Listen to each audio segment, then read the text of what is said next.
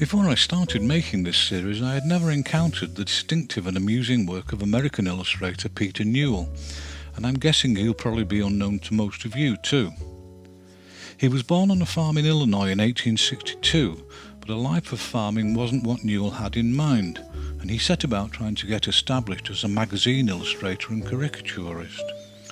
But it was his light-hearted children's illustration which began attracting most of his commission work, and it was in this area that he had by far the greatest success. By 1883 he had made enough money to be able to relocate to New York, where all the important publishers were based, and he set himself up as a children's illustrator. In the decade that followed, he steadily built and consolidated a strong reputation for book and magazine work. In 1893, his innovative children's book, Topsies and Turvies, was published. Newell created the book so the images could be read as different things when the book was turned upside down. It proved very successful, but he wasn't in any hurry to follow it up, and he carried on taking commissions for magazines and books. In 1901, he illustrated John Kenrick Bang's rewrite of the Baron Munchausen story, and the series of comical evocative watercolours Newell created for these improbable adventures drew yet more favourable attention. He was extremely prolific at this time, and in the same year his memorable editions of Lewis Carroll's Alice in Wonderland and Through the Looking Glass were published. Like his colour work, these illustrations were created as line and watercolour wash, but they were printed as monochrome halftones, and they lacked the same well-defined visual appeal. He returned to full colour with the peculiar story The 20 Mule Team Brigade in 1904, and a year later the book Mother Goose's Menagerie was published. This time the black and white illustrations were created as pen and ink line only, giving them greater clarity than his Alice images. But it was Newell's vivid, carefully applied colour work for this book which made it one of the most memorable and visually satisfying of his career. Every one of these full-page illustrations contributed to making the book particularly successful.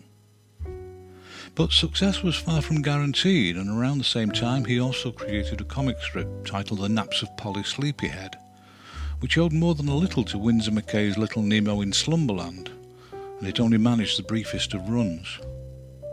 He returned to more original concepts with The Hole book in 1908. This book had a supposed bullet hole cut in the middle of it, and the subsequent pages revealed its comical trail of destruction. It may or may not have been the first time such a device was used in a children's book, but it was certainly one of the most popular and entertaining. Not one to let the grass grow, he followed this success up with The Slant book in 1910. This was another novelty book which was actually printed as rhomboid and followed the chaos caused by a baby carriage as it ran downhill. And there was 1912's The Rocket book, which worked on the same principle as the Hole book, but of course this time the rocket had travelled vertically through the pages. By this point Newell was a very successful and wealthy man, but his opportunity to enjoy the fruits of his labours was shorter than it might have been, as he died rather prematurely at the age of 61 in 1924. In 1938, Time magazine proclaimed Howard Chandler Christy to be America's most commercially successful artist. So how he's come to be so quickly forgotten is a mystery. He was born in 1872 in Morgan County, Ohio, and he went on to study at the Art Students League in New York in 1890. Only a year later he swapped courses for a spell at the National Academy, and he subsequently began his illustration career as a war artist. He was sent to Cuba to create a series of illustrations of the Spanish-American War of 1898.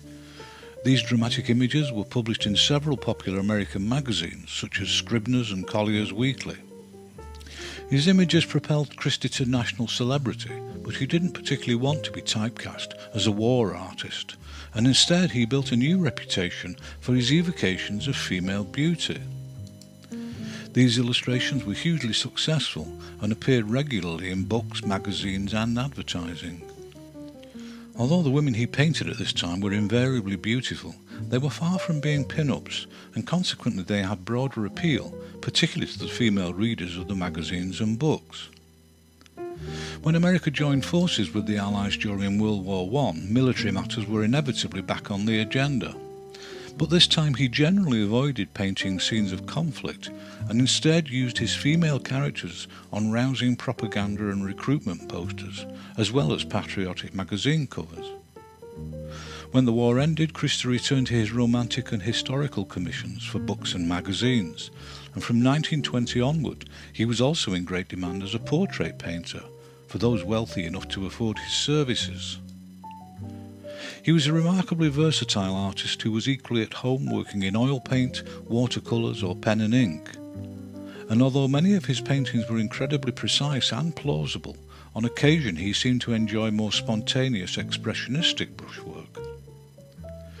Other than a handful of illustrations, Christie seems to have had little time for line work, and most of his monochromes were rendered tonally, usually in watercolour.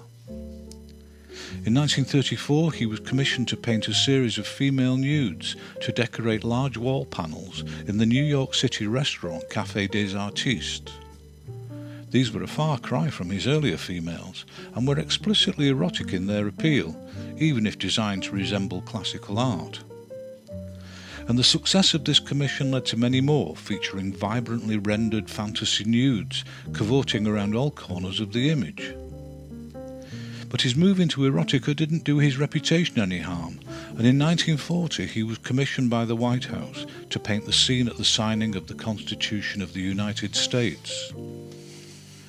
During his long and spectacularly successful career, Christie had been married twice, both times to women who had modelled for him. And although he didn't make the same mistake again, he did live with the last of his models, Elise Ford, who was 40 years his junior and stayed with him until he died, presumably with a smile on his face, at the age of 80 in 1952. German political cartoonist and humorous illustrator Oskar Garvens was born in 1874 in Hanover into a very wealthy family, and he grew up in an atmosphere of indulgent affluence. In his teens he studied drawing and sculpture, and when he had completed his studies around the turn of the century, he quickly became established as a sculptor of considerable talent. And for the best part of 20 years he created many figurative three-dimensional works, which earned him a well-deserved reputation. But in 1919, at the age of 45, he turned away from sculpture towards satirical and political cartoons. Within a couple of years he had become a constant and frequent contributor to the satirical magazine Kladderadatsch. Garvin's drawing style was particularly forward-looking and economical. He worked mostly with flat spot colour when he wasn't working in monochrome, and he had a highly controlled fine linear approach that wouldn't look out of place in a contemporary graphic novel. I've been unable to dig out any verifiable information, but it's highly likely that he was creating these images direct onto lithographic stone. If not, he must have been using both pen and crayon or charcoal to achieve textured effects.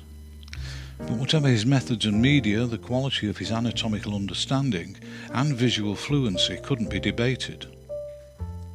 During the 1920s and into the 30s, most of the images he created for Kladderadatsch and other German magazines were generally quite light-hearted, apolitical and sometimes comically surreal.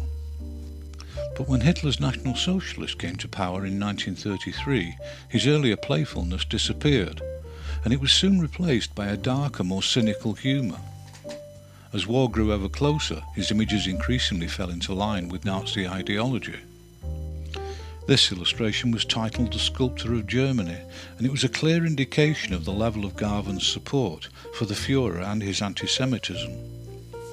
His illustrations became progressively more hostile towards Britain, France and America, and he used the supposed manipulative nature of Jews to convince readers that the coming war was all their fault. And once the war did begin in 1939, he continued in a similar vein up to the eventual collapse of Kladderadatsch and the rest of the pro-Nazi magazines.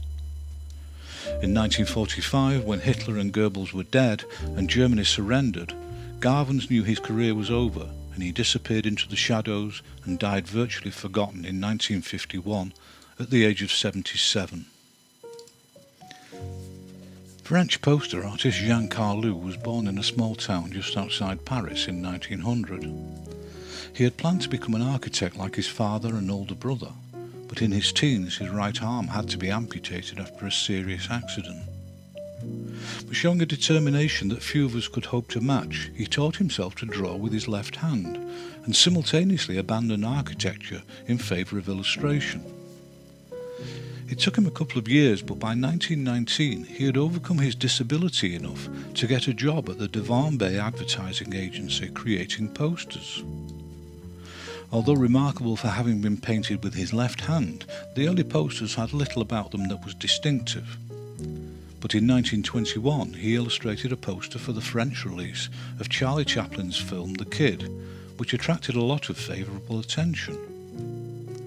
Not long after, he left the agency to work for himself, and by 1925 was successfully creating posters for a wide range of clients. By this time, Carlu was heavily influenced by Cubism, and this dovetailed nicely with his own innate Art Deco inclinations.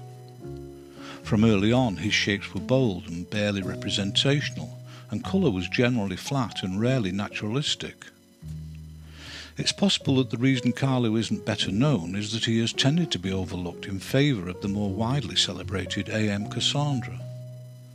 But his work was every bit as dynamic and aesthetically pleasing, and it's worth pointing out that he had already been using this style for 3 or 4 years before Cassandra created his first poster. Like others, he was making use of the airbrush to achieve smooth and textured tonal effects, but it was by no means the dominant factor in most of his work, which also displayed the widest possible colour application, from the roughly expressionistic right through to completely flat. By this time his work had become known and highly regarded in other countries, and in the early 1930s he was invited to create some covers for Vanity Fair in America. Throughout the 1930s he continued to refine and push at the potential of his approach, and the posters he made in this period show an enviable level of persistent creativity and experimentation. When the Second World War broke out, he managed to get out of France before the German occupation, and he went back to America again. There he created more posters, many of which were patriotic propaganda for both America and France. Even those who don't know Carlu may well be familiar with this particularly iconic wartime poster, which was also hijacked for a rock album cover in the early 1980s. Even when the war had ended, he stayed to work in America and didn't return to France until 1953. By now he was an international success, and his work was rightly seen as an example of what modern poster art could be. In this period he began creating posters for both Air France and Pan American Airlines, and this kept him in the public eye well into the 1960s. After this there was no more work from Carlu, but he would have been 70 years old in 1970, so it's a reasonable assumption that he retired. And Jean Carlu died in 1997 at the age of 97, since when his remarkable body of massively influential work has been largely ignored. And that's that for this instalment, and I hope you'll be back for the next one.